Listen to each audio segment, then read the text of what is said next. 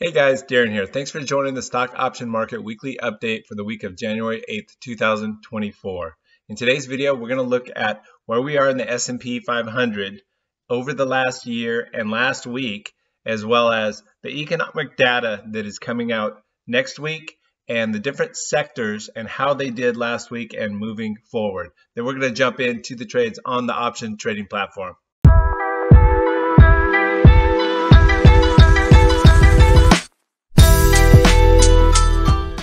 I think it's super important that we understand the different strategies that the rich are using to get richer. Then we can use those same tools and strategies and profit for ourselves in any market. Also, be sure and download the free options workshop in the link below. It talks about the two main benefits of trading options over buying stocks outright. Disclaimer, I'm not a financial planner. I'm not recommending trades. If you're new or a beginner and learning, I do recommend that you start small. All right, guys. We started the week on the S&P 500, the SPX, at 47.69, and we ended at 46.97. So we were down about 1.5% last week, the first week of 2024. Over the last year, if we look at that, we are still up 18%. So I'm not going to look at year to date since it was only last week. So that was the 1.5% down. But over the last year, we're up around 18%. We started last year at 38.24. The forward PE is close to 19 now, so it is still well above the 17.5 10-year average. Last week on the economic reports, we had jobless claims that came in as expected pretty much. Unemployment was in check, which was good for the market, and it did go up slightly on Friday following the reports. This week, moving ahead, we've got CPI on Thursday and PPI on Friday. The core CPI is expected to be 0.2% and 3.8% year over year, and the PPI is expected to be 0.2%. So those numbers next week will be interesting. If we look at the FactSet Earnings Insight report, which I like to look at for Q4 year over year growth rate for the S&P 500 is 1.3%. And if we go to page 14 here, we can look at some of the projections for this year, for 2024. We can see in Q1, analysts are projecting earnings growth of 6% and then revenue growth of 4.1%. So should be a good quarter. And then for the whole calendar year, earnings growth of 11.8% and revenue growth of 5.5%. So that would be great. And then if I like to look at the forward PEs of the different sectors, not much change. Energy is still, if we look at the forward PE,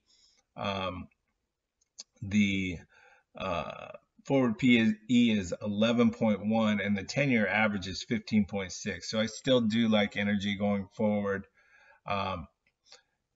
Healthcare actually moved up, looks like last week, in the last few weeks. Real estate is still down a little, and utilities are down as well. Both utilities and energy are undervalued, is what this is basically saying. I do like energy.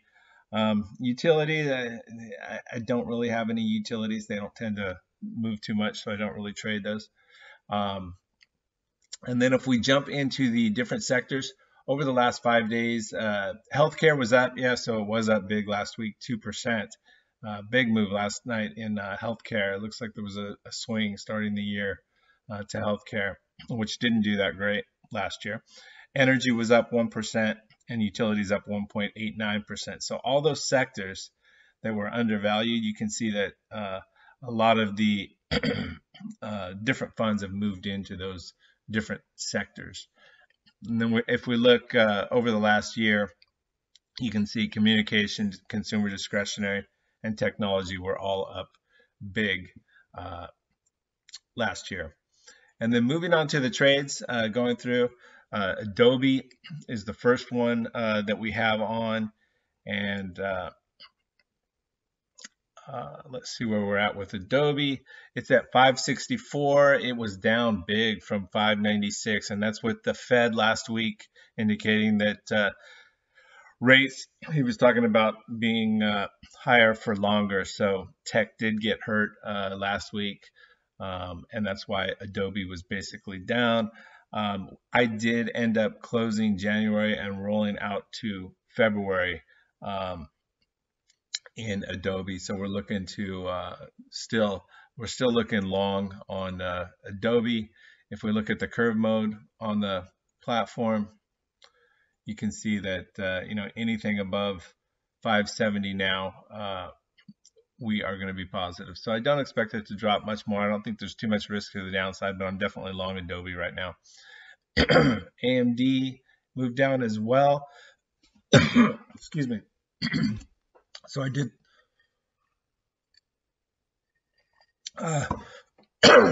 Wow. So I did throw on a call spread, $10 wide, 150, 160, just because there was the down move last week, but I'm still long. I've got rolled out to February. I've got a two $10 wide, 130, 140 put spreads, and you can see the range that the profit zone that we've got for AMD moving forward. And AMD, we got hurt again last week. So, over the last 100, it really hurt us last week, but still over the last 6 months, we're up $385 in AMD. Amazon is one that I'm looking at because of the down move, and IVR is pretty high. So I put on $5 wide put credit spread finally, since Ivy rank moved up, and Amazon is just a behemoth. And I think Amazon can easily get to 200 as soon as tech turns around and they talk about interest rate cuts. But they're dominant in the cloud and retail sales. So they're dominant, and we want to stay along, or at least I do. Amazon moving forward. I put it above the market, so you can see a good till canceled. I've got it at $4 on a $5 wide, but right now it's trading for 205. So we'll see where that opens Monday, and I may throw on a Amazon put credit spread. And I'm not sure if it would show me. Yeah, it's not going to show me what it is, but if we look at the 365 day, see how we did. We didn't trade a lot last year, but still, up 358. So we did make a little bit of money in Amazon last year, not much. Bank of America, I've got a poor man's covered call. The banks are starting to come back. It's at 34 and IVR 20, so that didn't move too much last week. I'm still long the leaps option, and I've got a call against it, and we're right at that 34.5 mark. So that'll be interesting to see how that call ends up. And I'll either just roll it out on an up day as soon as we hit it, or if it moves down, then I collect the remaining $77 in that call. Chewy, I rolled my strangle out to February and up a little, 22.5 to 25. You can see the profit zone. We're at the bottom edge of that, and I'm fine with that right now. My target on Chewy is higher. It's like in the low $30 range. It's been trading between 20 and 25. They're in the pet category. Should do well moving forward. And again, I rolled to February and collected another $114, even though we did get hurt last week with the down move. We're $60 over the last couple of months. So again, we got kind of that down move last week that hurt us. Coin moved down. It's staying down. That was one where it did rocket straight up. Once we were up here, that's when I sold the call credit spread, and I've just left that on. and you can see that as long as we're under, the the short strike, we're going to be profitable in coin, and it did pretty well. It made, $184 already, and there's $27 left to make in the next 12 days. It's a high probability. There's only a 4% chance that it's going to rocket up above that. I probably should close it out, but hey, I'll take $27 in 2 weeks. I'm not too worried about it. If it does move up like that, then I'll throw another call spread on. Costco, same situation. It had skyrocketed way up. As soon as it gets up there and it moves parabolically up, then I'll throw on a call spread. And I like to have that on call spreads because a lot of my other positions are delta positive, and call spreads are delta negative. We want the market to go down. So I want to make money in both directions. So if I'm not neutral with trades on both sides, sometimes I'm long and then sometimes I'm short. And on the days that the market moves down, we can take profits in the short position. And by doing that, we can make money in both directions. Also, if there's a black swan event, I don't think the market ever really explodes up. I think GameStop, the meme stock, if you were in that a couple of years ago, then that went up and could have hurt you. And then some of the futures, if you don't have the protection on, they can hurt you going long. But other than that, the big risk with the black swan is the market dropping big. So I always like to have on short positions as well, because those are just basically a hedge and protection. Chevron, we've got a put credit spread 149, 146, so $3 wide. We collected $100, basically a third the width of the strike. We just put this on because I like oil and energy, but yeah, we collected $96. So basically a third the width of the strike. And it hasn't moved much, but I think moving forward, we're positive to the upside. I'm going to continue to stay long oil. So we've got Chevron, and then we've also got ExxonMobil down here. I'll go ahead and cover that now since we're here. But we've got the same thing. We're at the $100 range. It's at 102, and $5 wides on both. And we've done pretty well, $143 over the last 30 days. And ExxonMobil, and geez, where are we?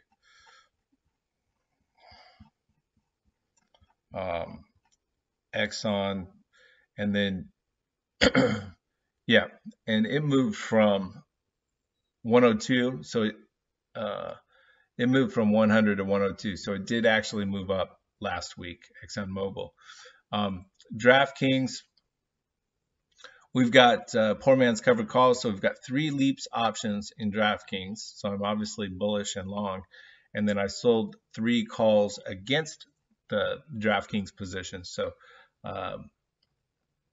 you can see the profit range as we move up. We continue to make profits, and if we look at the chart on DraftKings, we can see where it moved up and then it's dropped with the news last week. It dropped quite a bit, but it's been trading in a range. DraftKings is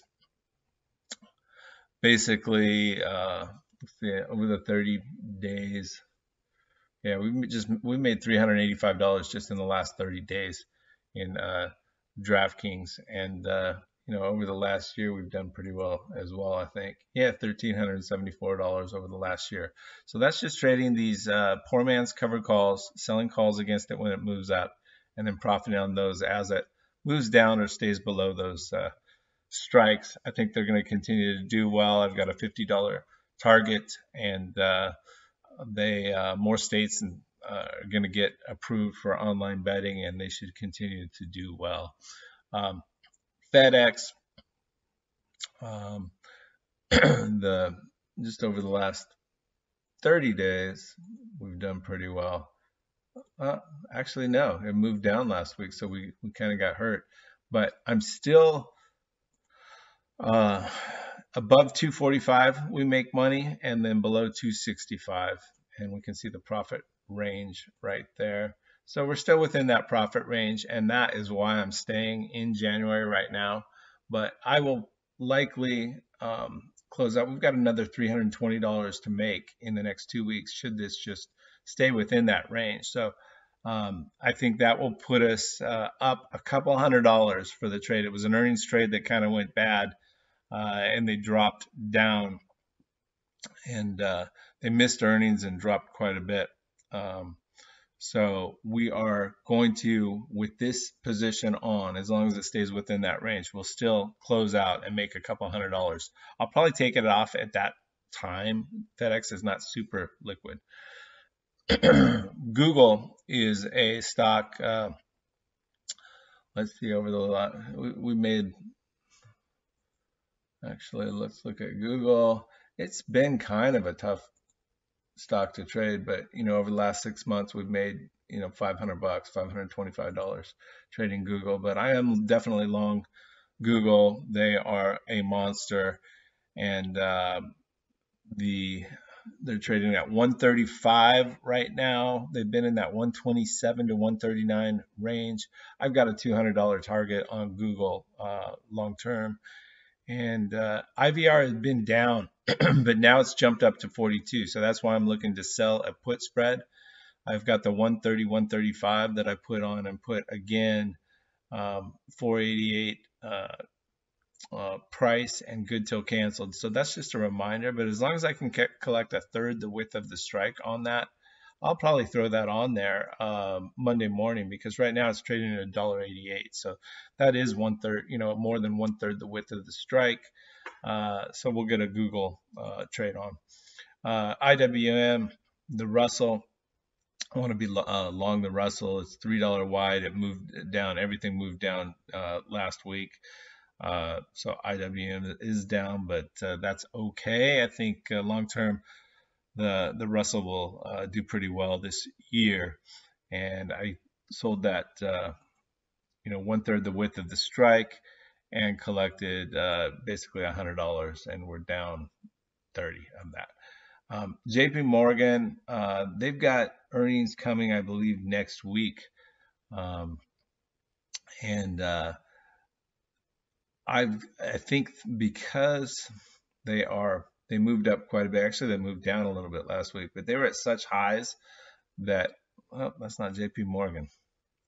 Here we go, JP Morgan, and then the chart. Yeah, they're straight up. So for them to beat and move up further, this is kind of like that situation with Costco and with Coin, where the risk of them moving up and exploding up higher after it's already moved up this much makes it more difficult. So I'll probably sell a call spread against JP Morgan prior to earnings, or maybe early next week. But right now, on a $10 wide, premium's not super, IVR is not super high, so the premium's not great. So we'll look at going short and selling a call spread against JP Morgan if it makes sense and if there's enough premium in it. Lockheed Martin has continued to do really well moving forward with the wars going on in the defense, and but it's been kind of a cash machine, and it's up 117. We've got the 145, 140 put credit spread on. We're going to continue to stay long Lockheed Martin. Any down move, it did have a little bit of a down move on Friday. Any down move, and we'll throw on more, and we'll look at L3 as well. It's done well. Lululemon, I've actually got a video that I'm working on right now that's going to come out, but we've got a trade in Lulu coming up. You can see how many tranches I have on here, and just in the last 30 days, we've made $864. So just with iron condors, it's been trading, really staying within a range, this range right here, and that's where I've got my iron condors. And you can see we've got we're profitable from 470, and we're at 491 now, all the way up to 540. So a huge profit range for Lulu. I think Lulu's doing really well right now. Retail sales and Christmas, I heard, was good. The store traffic, actually, I was in the stores, so I know they were busy. And we've been killing it in Lulu, but we've got right here 650 left as long as we stay within the range we're in, and we've only got 2 weeks left. But I am looking at putting on another iron condor, so that's the video I've got coming out. Keep your eye out for that one. But Lulu's been great for us. And then if we move on, Palantir, did a video last week on Palantir, definitely long Palantir, and leaps options. I've got 3 deep in the money calls, leaps options, and then I've sold calls against them at 18 and 19, and it did have a drop last week, so it's been trading in between that range of 15 to 19, and I think it's going to continue to do that. They've got earnings coming out the end of the month, and that will be interesting. But I think they're a great stock. They're in both commercial and defense, software, AI, and I think they'll do well going forward. SoFi did a video as well. Check that one out. But leaps options there, they had a big move down with the interest rate talk, and we will see how they do going forward. But I've got 3 leaps, and then I've got 1, or actually 3 that expire next week on Friday that I bought. Just the 7. So they're shorter term, January 12th options. They're down as well. So I'm looking for an up move early next week in SoFi. And then again, the big deal with SoFi is earnings at the end of the month. But there was a downgrade last week, and I did a video on that. And they've been trading between about 6.5 and 9 typically, and they've moved up to 11 as well. This is a hedge, SQQQ. So that does well as the stock market moves down. The price of SQQQ moves up. It's the ultra short Qs. Teladoc is a healthcare stock. Healthcare did well last week and moved up at 21.39. We've got calls against the 3 leaps, and Teladoc has done pretty well for us. Over the last year, I think we made $1,000. Yeah, 1,111. Just trading leaps and calls against it. So this is basically that video that I did on Palantir and how you can own, a leaps option for free by basically selling calls against it with a poor man's covered call. And this would definitely buy one. $1,111. Tesla, we've got a put spread on. I threw that on there on a down day. IVR is a little bit low. It's at 237. I think there's a lot of support now for Tesla down around this range, but I think it should do well, and they're the dominant EV player moving forward. So I think long term, the target's definitely in the $300 range, but there's a tax credit for the FSD, the full self-driving, that's coming the beginning of next year. So I'm not sure how that's going to affect the Q4 numbers, but I will definitely look to go long either. The Q4 numbers are going to come out on earnings when that's announced on the 24th of January. So that's going to be an interesting day. We'll keep our eye out. Verizon, we own the shares, 100 shares. It's trading at 40 right now. It's been trading in that range. They pay a huge dividend, a 6.6% annual dividend. This is right about where I do expect Verizon to continue to do well, but $40 is my long-term target, so we're right at it. But I do like that dividend, and on down days and any move to safety, I think Verizon does well. Wells Fargo, the banks have started to do well, as we talked about. This is trading at 49 and 19, about where it was last week. They've got earnings this coming week on Friday, so I may look to do a video on Wells Fargo, look at it closer in earnings and see how I'm going to play that. But I'm already long leaps, and it's done pretty well over the last year. And then the last one, ExxonMobil, we talked about. We've got the put credit spreads. So those are the trades for the week. If we look at earnings next week, we can go over here to the left. And we're on positions now, but if market is another one that I look at to see how the futures are trading always before the market open. But if we go earnings, all earnings, and then we sort by date, you can see the earnings trades that are coming out next week. And the big ones, it looks like we've got Delta Airlines, so airline stocks. I'll take a look at that. We've got some of the banks, so we've got Citi, Wells Fargo, and we've got United Health, another big stock coming out. And these are all on the 12th. That's Friday, and that's before the open. So we'll want to put any earnings trades on for those on Thursday before the right before the close. And then we've got Bank of America and JP Morgan. So if you're trading any of those, let me know in the comments below, and I will look to review those as well. All right, guys, if you're a beginner and this sounded kind of confusing, don't worry. It did for me as well at first. We'll continue to learn together in future videos. Be sure and download the free options workshop in the link below. Remember to hit like and subscribe. Leave a comment, leave a question. I answer everyone. Thanks for watching. I'll see you in the next video.